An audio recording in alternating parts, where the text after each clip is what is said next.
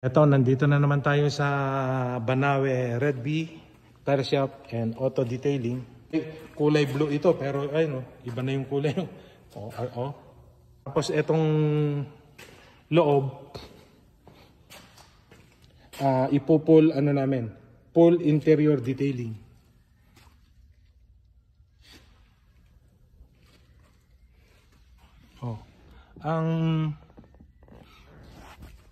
Ito 2010. Ang unang step namin dito ay tatanggalin lahat namin yung mga laman sa loob. I-empty namin.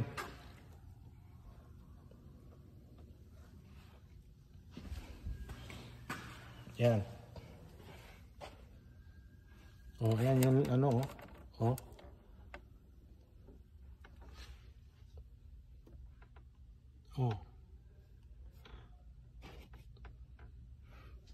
madumi. Ayan yung kulay niya. Dito sa Canada ay gumagana, per hora ang pinag-uusapan dito. Ayan. Kukunin ko na yung mga niya. Yung mga basura. Tapos yung mga mahahalagang dokumento, etong mga to, ilalagay ko sa karton. Ayan, Pero ito ay pagtatanggal pa lang dito ay may gumagana yung oras ko. May bayad na yan, may additional. Hindi niya tinanggal. Lahat. Empty na. Tapos dito tayo sa gitna. Ayan. Kailangan walang mga wallet, pera, alahas. Kailangan sinasabi sa customer. Kasi may mga iba na pagbebentangan ka. Tinanggal ko na yung mga matting.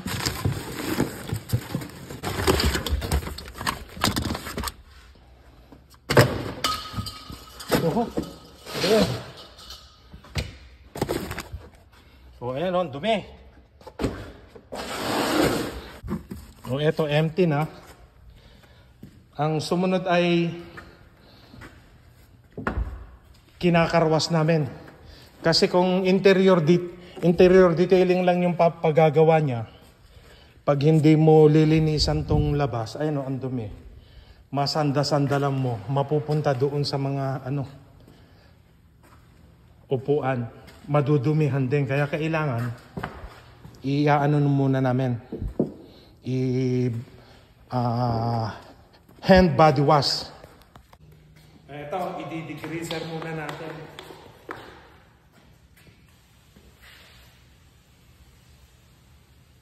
Para lumambot yung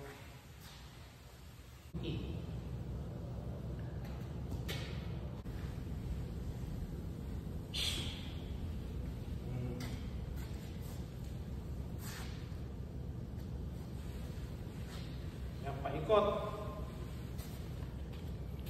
Yung matting.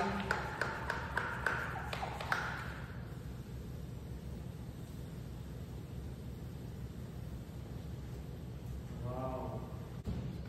Gagamitan na natin ng power wash.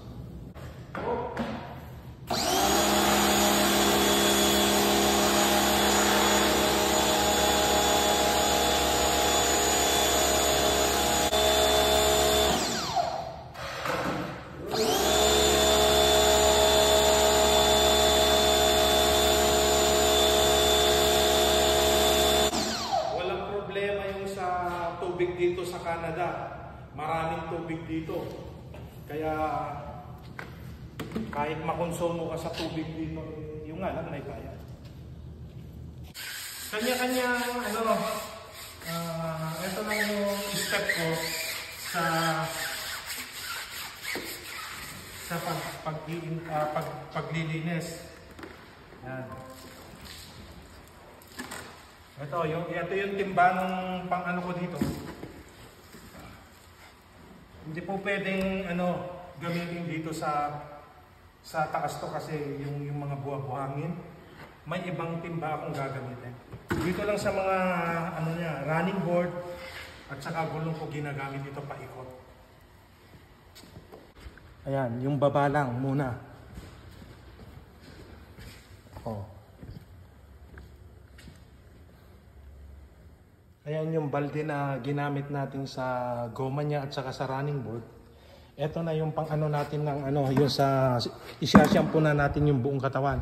Yung shampoo na ito na may kasamang wax, yung pang ano, pang sasakyan.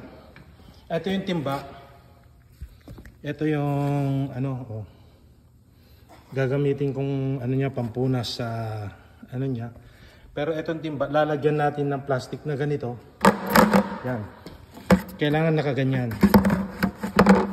Para yung dumi pupunta sa ilalim para hindi didikit dito, para hindi magagasgas yung katawan ng sasakyan. Ayan. Tapos ito lalagyan na natin ng shampoo na ano, yung may wax para pag natuyo ay magintab. Yan. Tapos lalagyan na natin yung tubig.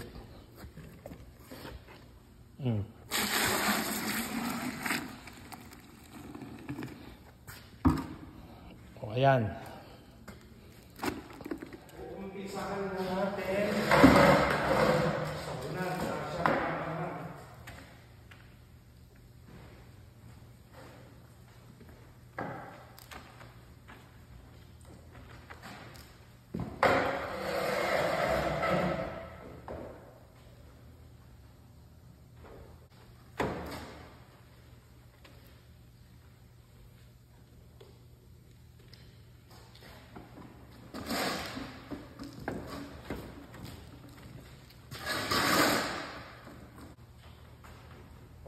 Paikot yan, paikot. Ito. Babaltawan na natin.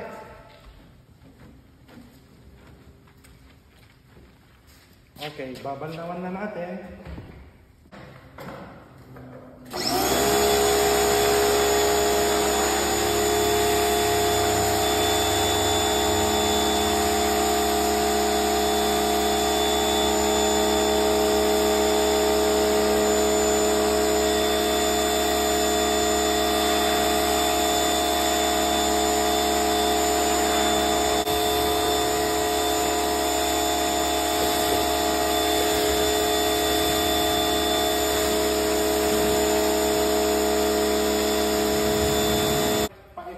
Pagkatapos naman, iba naman. Ang nagagawin namin ay itong flooring, lilinisan namin, tapos i-squeegee namin, i-dry namin bago kami mag-start dun sa loob. Kasi maputik to. Oh, ito nga pala yung tatay ko, siya yung mag-squeegee. Etong tatay ko ay tourist na pumunta dito, ngayon ano na siya, naka-PR na, permanent resident. Hi, hello.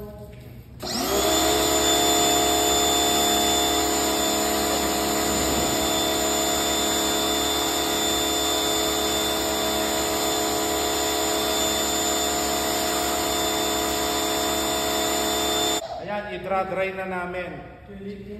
Wala, sige, ano muna, i-try mo na. O, ayan, patutuyuin ng tatay ko yung flooring. Bago kami mag-vacuum sa loob. Tapos na yung labas. Oh, ayan oh. Oh.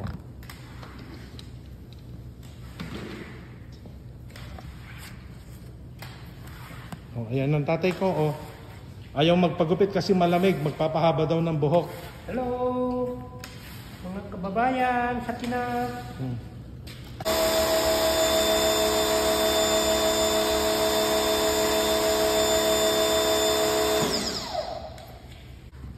Oh, ayan yung putik na nanggaling sa sasakyan. Dugli man dyan, nabubong dito kasi. Oh, ayan tatay ko. Tatay ko, Ama, ilan taong ka na? Hello. 77 years old. Oh, 77 years old. Hindi po pwedeng nakaupo lang dito. Kailangan kumilos siya para ma-exercise siya. Oh. Tiraan man dyan kadalak dito. Nalinisan na yung flooring. Eto, ano na tayo, eto, gagawin namin dito ay deep vacuum ang gagawin namin. Ito na yung mga ilaw namin nakasaksak na. Oh. Gawang Pinoy yan, gawang Pinoy. Ito yung kanyang saksakan. Oh, ingat lang sa at baka matisod. Tapos yung vacuum. Oh, ito yung niya kasi medyo basa pa. Sige ama. Pakisaksak mo na, sisindihan na natin. Sige. Kailangan maliwanag yung loob. Eto liwanag Tatlong mahabang ilaw yan na kulay puti Kitang-kita. Para-paraan lang yan. Eto, ang pagbabacuum ko ay may procedure din. Uunahin dito sa driver side. Papunta doon sa paikot, papunta doon huling-huli yung passenger. Mga vacuum namin dito ay interior detailing. Kalahating oras namin i-vacuum to, i-deep vacuum. Sige ma.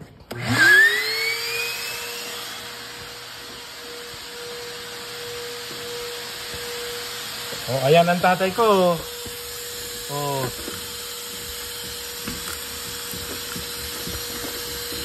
Ayan. Ako naman, maglilinis na ako ng lilinisan ko na tong mga door jamb at saka tong mga dashboard, yung vent, yung aircon vent, ayan. Lahat yan lilinisan ko. Mag-uumpisa rin ako doon sa kanan, dahil sa driver side. Pagkatapos ng tatay ko. Habang hinihintay ko siya nagba-vacuum, eto naman, lilinisan ko na tapos saka ko isasampay. Ayan inaabante ng tatay ko yung upuan. Tapos habang hinihintay ko, eto naman, lilinisan ko na yung matting, yung carpet mat na.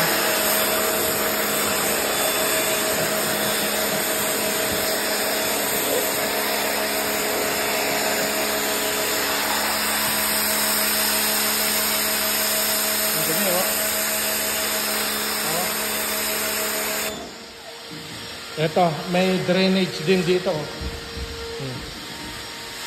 Dito naman ako maglilinis. Dumi. Ayan. Sobrang dumi. Ayan, iyaano ko uli. Ito ay malambot na brass. Kahit ibabalik-balik mo yan.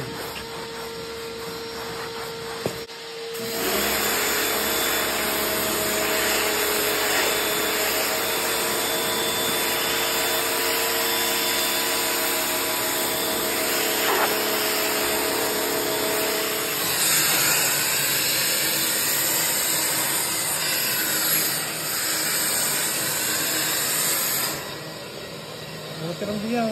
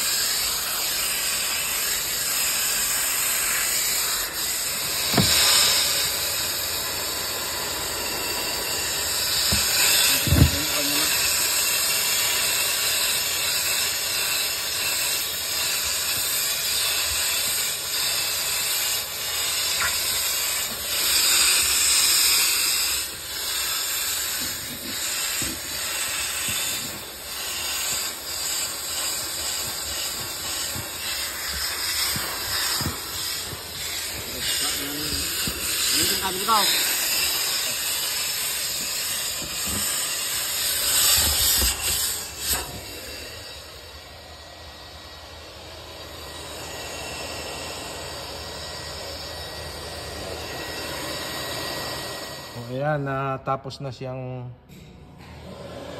ma-steam seat. Ayan.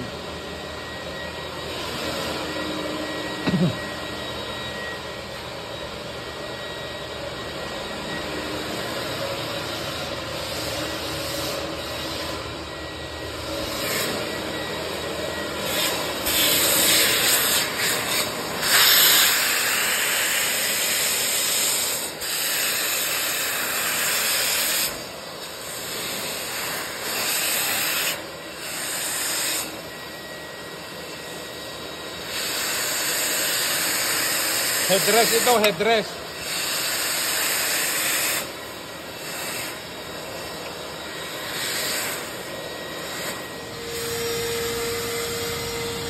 So ito, pinapatuyuan na namin. Blower ito. Kabilaan. Tapos, ito yung dumi nung sasakyan. Na ano, oh. Uy!